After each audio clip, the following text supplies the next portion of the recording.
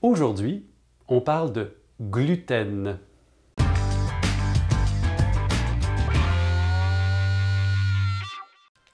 Le gluten, v'là autre chose. Profitez des fêtes, mes amis, et ne vous privez pas. Le gluten fait partie de l'alimentation. Les seules personnes qui devraient s'en méfier sont les cœliaques, mais ils ne sont que 1% de la population. Si c'est 1%, pourquoi autant de gens ont arrêté le gluten et affirment s'en sentir mieux? Pourquoi on parle d'intolérance au gluten? C'est une mode. S'ils coupent le pain, ils mangent moins, donc ils perdent du poids. C'est simple, et ça n'a rien à voir avec le gluten. Pas tout à fait. Il existe vraiment une intolérance au gluten non cœliaque. Cette intolérance peut toucher jusqu'à 30% des gens. On sait aussi que le gluten est une très grosse protéine que le corps a de la difficulté à digérer.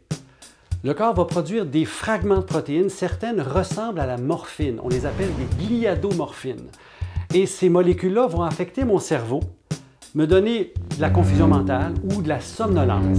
Ça explique pourquoi certaines personnes, après avoir mangé un repas riche en farine, en pain, vont s'endormir une heure après, malgré tous leurs efforts. Ça explique aussi pourquoi certaines personnes qui coupent le gluten se sentent mieux, l'esprit plus allumé, vont perdre le brouillard mental que le pain leur aura donné. Mais non! Si elles s'endorment, c'est qu'elles ont trop mangé. C'est bien connu. Quand on mange trop, on s'endort. D'ailleurs, je viens de manger une grosse pizza et plus je vous écoute, Monsieur Dion, plus je vais aller faire mon petit snooze. Oui, mais pourquoi plusieurs personnes rapportent une réduction de leur douleur et de leur inflammation quand elles ont coupé le gluten? C'est justement le cas de Mme Jacqueline Lagacé, qui a publié un livre « Comment j'ai vaincu la douleur et l'inflammation par l'alimentation ». L'explication est simple. Certaines personnes ont un intestin perméable. La majorité des gens ont un intestin qui fait son travail, digère et n'absorbe que les produits complètement digérés. Mais certaines personnes, dans l'intestin, il y a comme des petits trous. Et là, elles se mettent à absorber des fragments de protéines, des produits partiellement digérés. Le système immunitaire dans la circulation les reconnaît et réagit, ce qui entraîne une augmentation de l'inflammation. Et cette inflammation-là se loge dans différents tissus, depuis les articulations jusqu'à la peau, en passant par le système nerveux, et vous avez des symptômes. Alors, les personnes qui ont des symptômes, quand elles coupent le gluten, voient leurs symptômes diminuer. Pourquoi l'intestin devient perméable? Il y a plusieurs facteurs. La prise d'antibiotiques, le stress, l'alcool. Vous avez entendu parler du microbiote, la flore intestinale. Elle peut être en mauvais état à cause de l'alimentation. Ça peut être des allergies ou des intolérances alimentaires, comme le gluten et les produits laitiers. Vous avez bien entendu, le gluten non seulement peut être absorbé et créer des problèmes, mais il peut aussi entraîner une muqueuse plus perméable et créer un cercle vicieux. C'est pas prouvé, ça!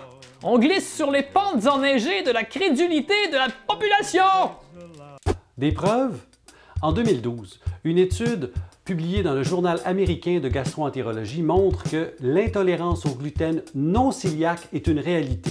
En 2015, une autre étude montre que les gens qui ont une intolérance au gluten, qu'elle soit cœliaque ou non, ont plus de risques de développer une maladie auto-immune. Les petites études. Pas crédible! En plus, c'est dangereux de couper le gluten, car on coupe aussi plein de bons nutriments et on peut avoir des carences. Dites-moi, qu'est-ce qu'il y a dans le blé et dans les autres grains sources de gluten qu'il n'y a pas ailleurs dans l'alimentation? On peut très bien avoir une alimentation équilibrée, complète, sans aucune source de gluten. On peut manger des grains comme le sarrasin, le teff, le quinoa ou des graines comme la graine de chia, la graine de lin et avoir une alimentation complètement équilibrée.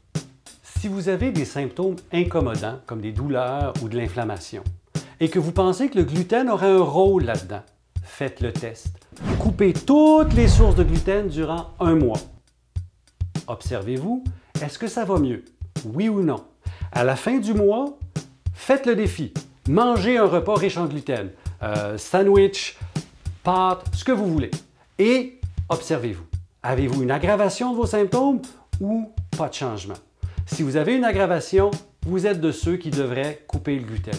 Pas de changement, vous n'êtes pas sensible au gluten, laissez faire, c'est pas pour vous.